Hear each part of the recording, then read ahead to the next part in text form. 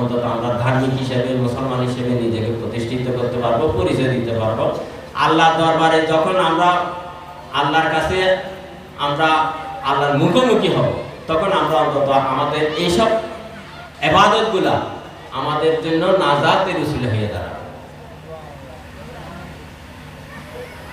এই যে আমরা আমাদের ছেলে সন্তানদের কারণে একজন মানুষ বেহেশত হয়ে যাবে, আবার ছেলে সন্তানদের কারণে একজন মানুষ দোজখে যাওয়ারও উসিলা হয়ে দাঁড়াবে।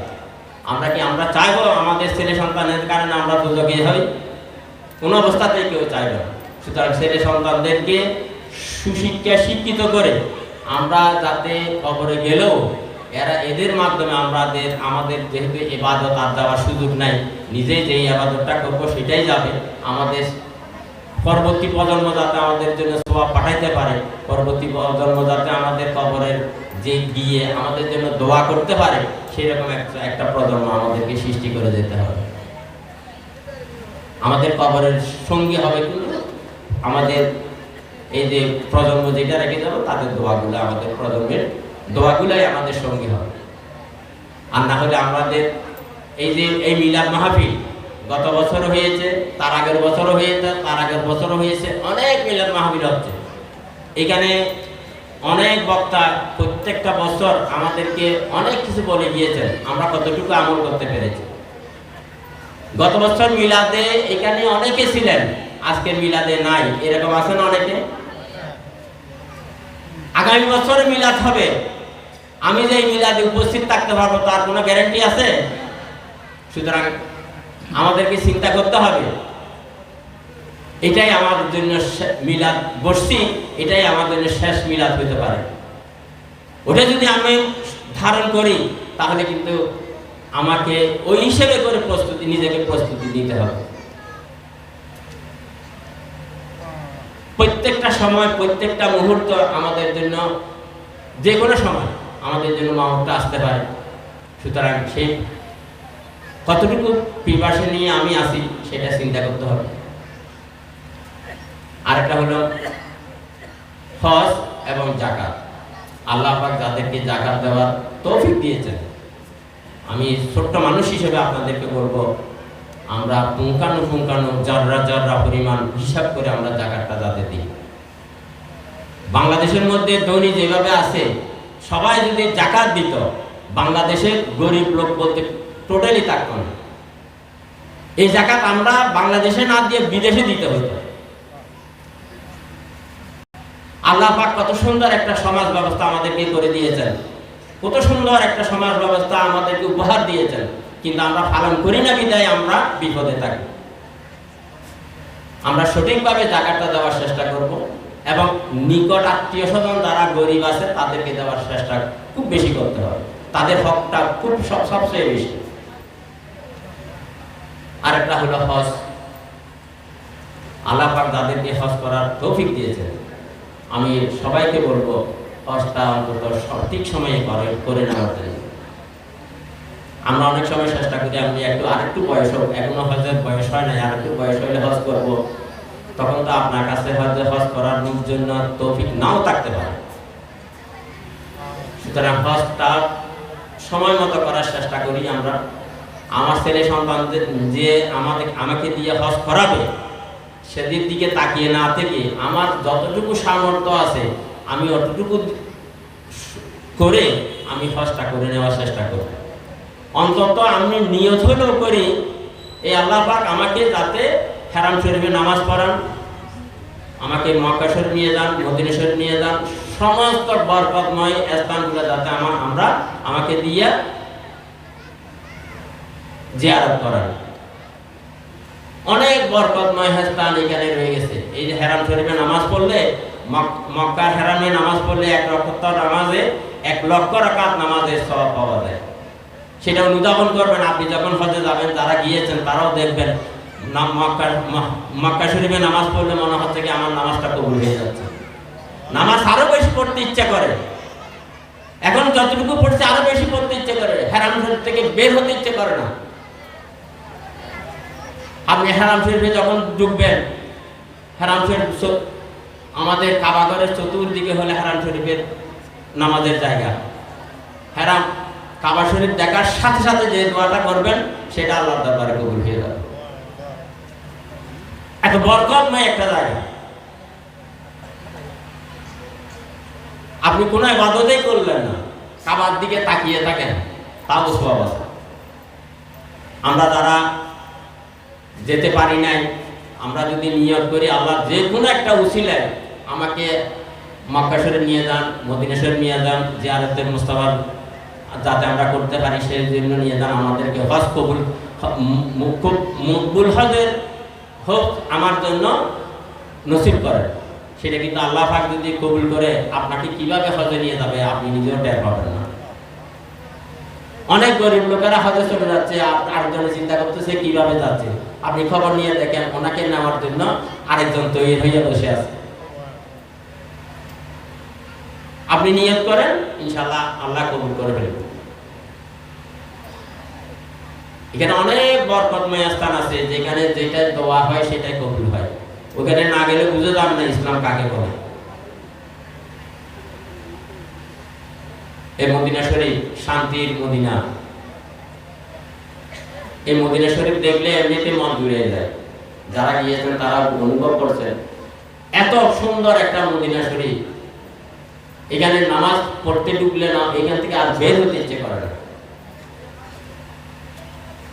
রিয়াজুল জান্নাত, আপনি রিয়াজুল জান্নাতে 2 রাকাত নামাজ পড়ে আল্লাহর কাছে যেটাই চাইবেন সেটাই আল্লাহ দেয়। এমন একটা বরকতময় স্থান।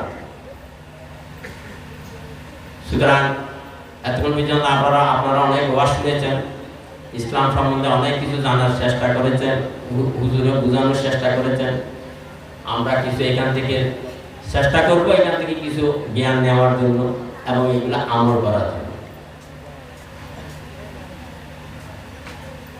আমরা ছোটবেলায় দেখতাম, আমরা মক্তবে লেখাপড়া করেছি, মক্তবে কোরআন শিখেছি।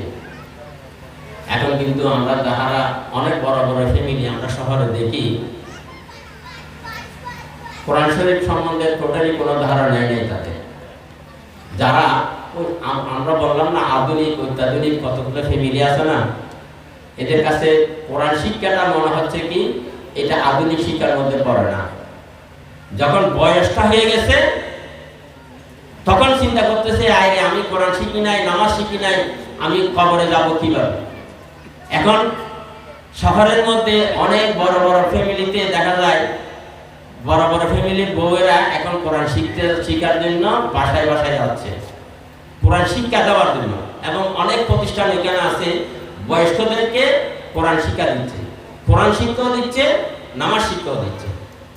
তার সাথে জীবনের একটা বড় অংশ কিন্তু আমি নষ্ট করে আমি নামাজ শিখতে গেলাম। যে সময়ে উনি কোরআন শিখতেছেন ওই সময়ে কোরআন পড়ার মতো শক্তি ওনার কাছে নাই। যে সময়ে উনি নামাজ শিখতেছেন ওই সময়ে নামাজ সহিভাবে পড়ার মতো শক্তি ওনার কাছে নাই। সুতরাং এখানে অনেক যুবক ভাইয়েরা আছেন, আমি বলবো আমরা সময় থাকতে নামাজটাকে ধারণ করার চেষ্টা করি। আপনি যদি নামাজ ধারণ করেন আপনি একজন ভালো মানুষ হয়ে নিজেকে প্রতিষ্ঠিত করতে হবে। যারা নামাজি এরা কুপথে যেতে পারবে না, কখনো খারাপ কাজ করতে পারবে না, তার বিবেকে বাধা দেবে। যারা 5 ওয়াক্ত নামাজ পড়ে তাদের সকালে নামাজ পড়লে জোহরের নামাজ কোথায় পড়বে একটা পরিকল্পনা করে রাখে। জোহরের নামাজ পড়ার পরে আসরের নামাজ কোনটায় পড়বে কোথায় পড়বে সেটা একটা পরিকল্পনা করে রাখে। নামাজ যদি কখনো টাইম মতো পড়তে না পারে তার কাছে একটা অনুভূতি কাজ করে, এই আমি কি জানি হারাই ফেললাম, আমি নামাজটা পড়ি না, আল্লাহর কাছে কি জবাব দেব, এরকম একটা অনুভূতি কাজ করে। নামাজ এমন একটা নিয়ামত, আল্লাহর অনেক নিয়ামতের মধ্যে কিন্তু নামাজ একটা জিনিস। 24 ঘন্টা আল্লাহ আমাদেরকে অনেক নিয়ামত নেওয়ার সুযোগ দিয়েছেন, কিন্তু আমরা আল্লাহর কাছে কি করতেছি? আমরা যদি 5 ওয়াক্ত নামাজ পড়ি 24 ঘন্টার মধ্যে নাহলে 1 ঘন্টা আল্লাহর জন্য ব্যয় হবে। 1টা ঘন্টা আমরা কি আল্লাহর জন্য ব্যয় করতে পারবো না? আল্লাহর এত নিয়ামত আমরা ভোগ করতেছি। সুতরাং আমরা সবকিছু ইসলামকে ধারণ করে আমরা সহিভাবে নামাজটা পড়ার চেষ্টা করব। এবং এই যে ইসলামের 5টা স্তম্ভ যদি আমরা কায়েম করতে পারি, আমার পরিবারের মধ্যে যদি আমরা চালু করতে পারি তাহলে আমরা প্রতিষ্ঠিত মানুষ হব, একজন ভালো মানুষ হিসেবে নিজেকে গড়ে তুলতে পারবো। আমাদের সমাজ পরিবর্তন হবে, আমার পরিবার পরিবর্তন হবে, আমাদের দেশ পরিবর্তন হবে।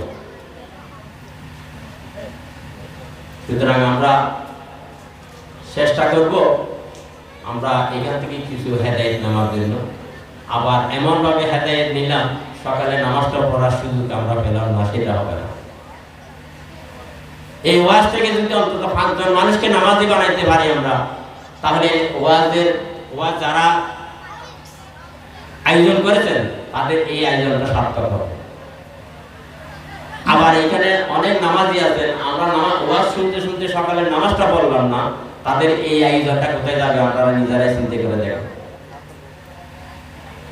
অনেক কষ্ট করেছেন এখানে যুবক ভাইয়েরা, এই আয়োজনের পিছনে অনেক শ্রম দিয়েছেন, অনেকদিন কষ্ট করেছেন, অনেকে টাকা পয়সা দিয়েছেন।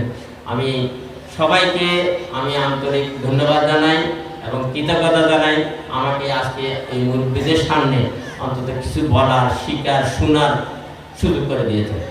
আমরা আল্লাহর কাছে আল্লাহর দরবারে এটাই চাওয়া, এখান থেকে যা শিখে যাব, যা শুনব, তা যাতে আমল করে নিজেকে একটু পরিবর্তন করতে পারে।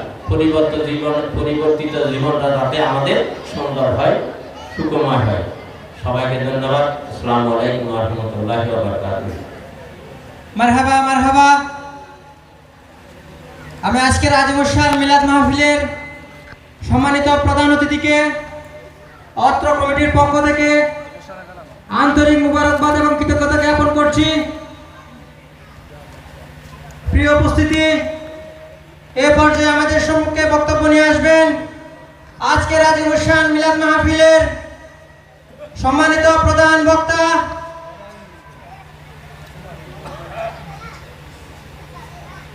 আল আজিজ তাহফিজুল কুরআন ক্যাডেট মাদ্রাসার সম্মানিত প্রতিষ্ঠাতা, কাদেরিয়া তৈয়বিয়া জামে মসজিদের সম্মানিত খতিব হযরতুল হাস মাওলানা মুফতি গোলাম কিবরিয়া মাদ্রাসিল আলী। নারে তাকবীর, নারে রিসালাত, নারে গাউসিয়া, ইয়া গাউসুল আজম মজভান্ডারি।